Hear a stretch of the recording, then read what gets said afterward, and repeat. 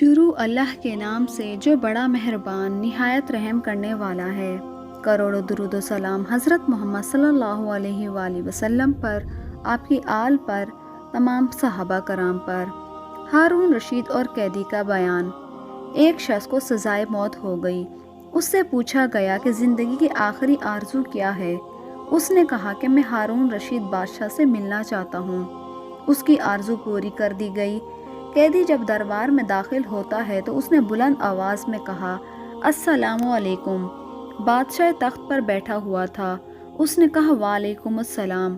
بادشاہ نے کہا کہ کوئی بات؟ اس نے کہا، نہیں، میرا کام پورا ہو گیا ہے۔ جب جلاد اس کو قتل کرنے لگے تو اس نے کہا کہ آپ اب مجھے قتل نہیں کر سکتے۔